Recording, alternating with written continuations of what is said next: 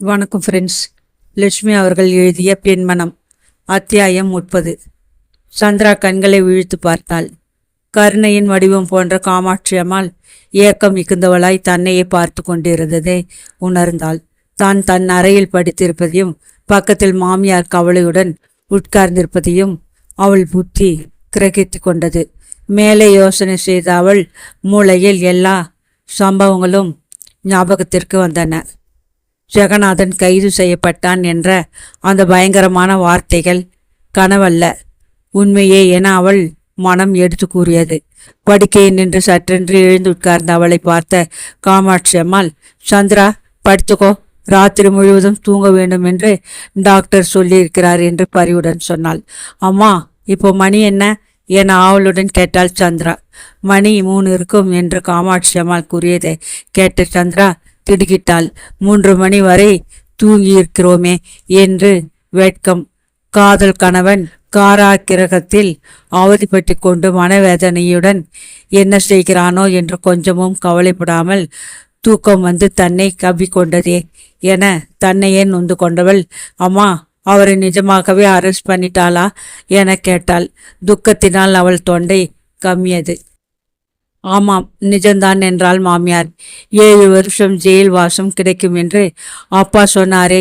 ஐயோ, நான் என்ன பண்ணுவேன் என துக்கத்துடன் ஒழிந்த சந்திரா புடவை தலைப்பில் முகத்தை மறைத்து கொண்டு விம்மினாள். காமாட்சி அம்மாளின் பெற்ற உள்ளம் வேதனையால் குமுறியது. கண்களில் நீர் மாலை மாலையாய் வழிய துயரம் நெஞ்சை பிளக்க தன் ஆசை மருமகளை சிறு குழந்தை போல் அணைத்து கொண்டு, எனக்கும் தெரியலையே, நான் என்ன பண்ணுவேன் என்று புலம்பினாள். சந்திராவின் அழுகை பலப்பட்டது. ஜெகநாதன் மீது கரை காணாத காதலுடன் இனியாவது வாழ்வின் இனிமையை பருக வேணும் என ஆவலுடன் எதிர்பார்த்திருந்த அவளது நம்பிக்கையை பெரும் புயல் ஒன்று அடித்து கொன்று விட்டது. சந்திராவுக்கு கதி மோட்சம் இனி ஏது? ஜெகநாதனின் பிரிவால் நிமிஷத்திற்கு யுகமாக உணரும் சந்திரா அவனை 7 வருஷங்கள் பிரிந்திருக்க நேரும். 7 யுகமானால் என்ன? சந்திரா அவனை நேசிப்பாள். ஆனால் அவன் சந்திராவை ஒவ்வொரு நாளும் வெறுப்பான். தனது வாழ்க்கையை துன்பமயமாக்கிய பொம்மை மனைவி சந்திராவை அவன் வெறுக்காமல் எப்படி நேசிக்க முடியும்? மனைவியை நினைக்கும் போதெல்லாம் அவன் மனம் கசப்பாக்கி நொந்து போகும். திரும்பி வரும் காலத்திலும் அவன் மனம் வெறுத்து சந்திராவை ஒரு கால் மறந்து விட்டாலும் விடக்கூடும். சுருண்ட கிராப் தலையை அழகாக வாரி விட்டு கொண்டு மடிப்பு கலையாத உடையில் உலவி வந்த மன்மதனை ஒத்த தன் கணவன் 7 வருஷங்கள் சிறைவாசத்தில் கடினத்தால் தனது வாலிப மிடுக்கை எல்லாம் இழந்து பயங்கர ரூபத்தில் வெளிவருவதை போன்ற கற்பனை செய்து பார்த்த சந்திரா வேதனையில் துடித்தாள். என் துரதிர்ஷ்டம் அவரை ஜெயிலுக்கு போக வைத்து விட்டதே என விம்மினால் வாய்விட்டு. நீ என்ன செய்வ? தலைவிதி, அனுபவிக்கிற காலம் என காமாட்சி அம்மாள் தேர்தல் மொழிகள் கூறிக்கொண்டு தனது கண்ணீரை துடைத்து கொண்டாள். நான் பாவி, அதிர்ஷ்டஹீனை. என்னை கல்யாணம் பண்ணி கொண்டதில் அவருக்கு ஏற்பட்ட சுகம் ஜெயில் வாசம்தான் என விம்மி அழுத மருமகளின் சோகத்தை காண செய்யாத காமாட்சி அம்மாள், சந்திரா அழாதியம்மா, அவர்கிட்ட சொல்லி வக்கீல் வச்சு கேஸ் நடத்த ஏற்பாடு பண்ணலாம். இந்த சமயத்தில் நீ தைரியமாயிருந்து என்னை தேற்றுகிறது விட்டுவிட்டு அசலாட்டமாக அழறிய படித்த லட்சணமாயது என ஆறுதலாக பேசினாள். சந்திரா கண்ணீரை துடைத்து கொண்டாள். சிவந்து வீங்கிய போன கண்களால் மாமியாரை நோக்கி, அம்மா, விடிய இன்னும் எவ்வளவு நாள் இருக்கு என்று கேட்டதற்கு மாமியார் துக்கத்தை மறந்து புன்னகை செய்தாள். சந்திரா, சின்ன குழந்தையைப் போல அவசரப்படுறியே, விடியட்டும், கொஞ்ச நாழிகை தான் இருக்கு விடிய என தேற்றியவள், நாங்கள் எல்லோரும் ராத்திரி 10 மணிக்கே சாப்பிட்டு விட்டோம். நீ ஒருத்தி தான் சாப்பிடலை. 2 ஆரஞ்சு பழமாவது சாப்பிடுப்போம் என உபசரித்தாள். நல்லா இருக்காமா, அவர் அங்கே இருக்கும்போது எனக்கு சாப்பாடு ஒன்றுதான் குறை. அவர் வீடு வந்து சேரும் வரை தூக்கம் சாப்பாடு ஒன்றும் எனக்கு கிடையாது என கண்டிப்பாக கூறிய சந்திரா விடிய விடிய பலவாறு சிந்தித்து கொண்டே உட்கார்ந்திருந்தாள். விடிந்தது.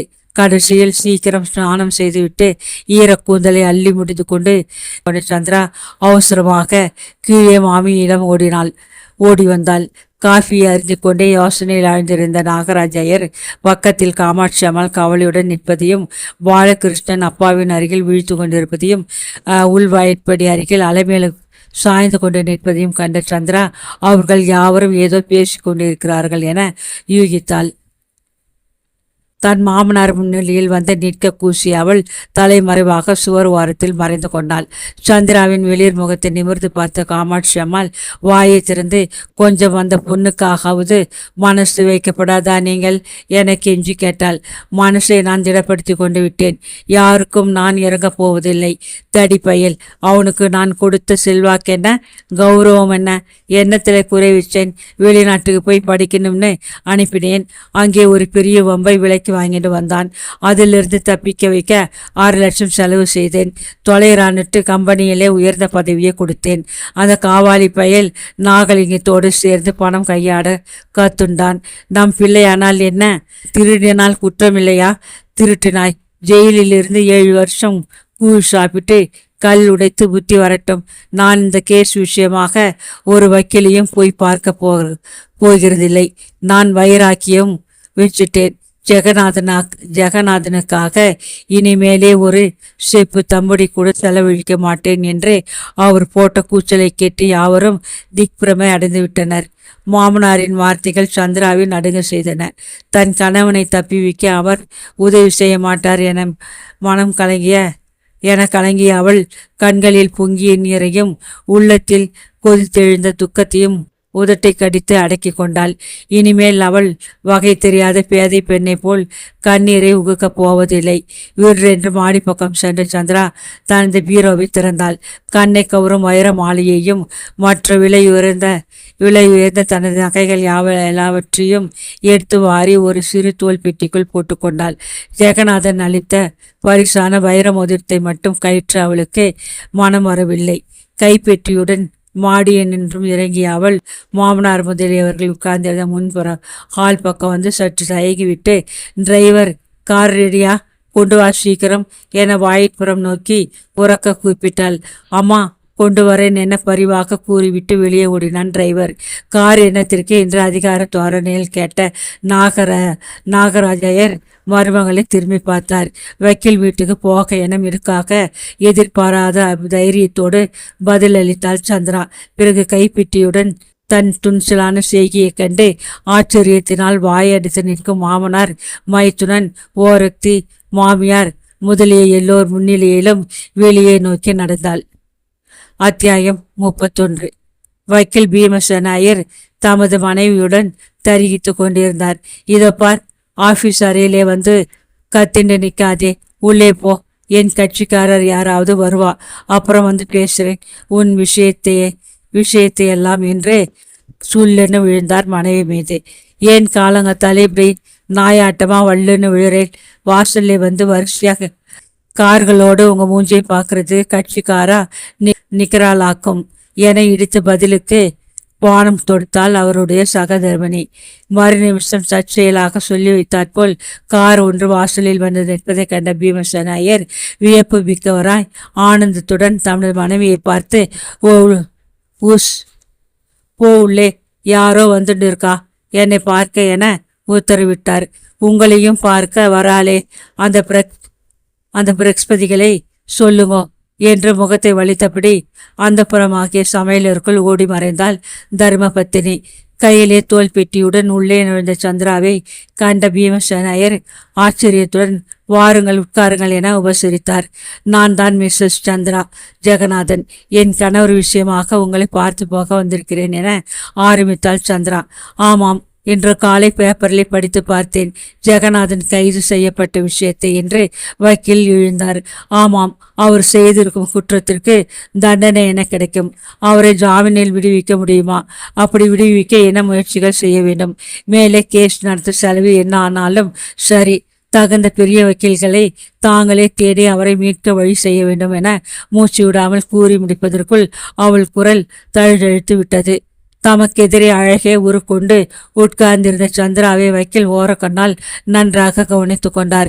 இப்படிப்பட்ட ரூபவதியான மனைவி கதறிக்கொண்டு பின்னால் ஓடி வர தயாராக இருந்தால் ஜெயிலுக்கு என்ன, நரகத்துக்குள்ளே கூட போகலாமே என்று மனிதர்கள் நினைத்து கொண்டு அவர் மெதுவான குரலில், உங்கள் கணவன் செய்திருக்கும் குற்றம் ருசுவானால் குறைஞ்சபட்சம் 7 வருஷம் வரையில் கடுங்காவல் தண்டனை கொடுக்கலாம். இப்போது ஜாமீனில் விடுதலை செய்ய தக்க மனிதர்களின் உதவி வேண்டியிருக்கும் என பகர்ந்தார். என் கணவர் நிரபராதி என்று நான் நினைக்கிறேன்.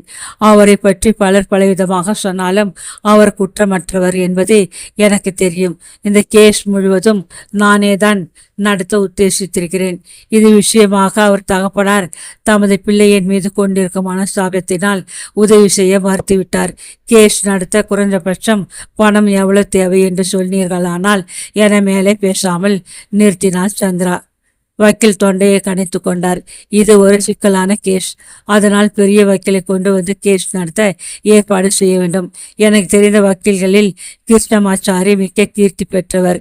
அவர் கேஸ் நடத்துவதென்றால் ஃபீஸ் 20,000க்கு மேல் ஆகும். மற்றபடி நான் விஷயங்களை அவருக்கு எடுத்து சொல்ல எனக்கு உங்கள் இஷ்டப்படி கொடுக்கலாம். இவ்வளவு கஷ்டப்பட்டு கடைசியில் கேஸ் தோற்று போக நேரிடலாம். சாட்சியங்கள், நியாயாதிபதியின் மனப்பான்மை, ஜூரிகளின் அபிப்பிராயம் இதையெல்லாம் பொறுத்திருக்கிறது ஒரு கேஸின் வெற்றி தோல்வி. இரண்டும் அப்படியே தோற்றுவிட்டாலும் பயப்படாதீர்கள். மேல் கோர்ட்டில் ஒரு கை பார்த்து விடலாம். கையில் காரியத்தை எடுத்துக்கொண்ட பிறகு நாம் லேசில் விடப் போவதில்லை என்று குட்டி பிரசங்கமே செய்துவிட்டு அது கிடக்கட்டும். பண செலவு அதிகமாகவே.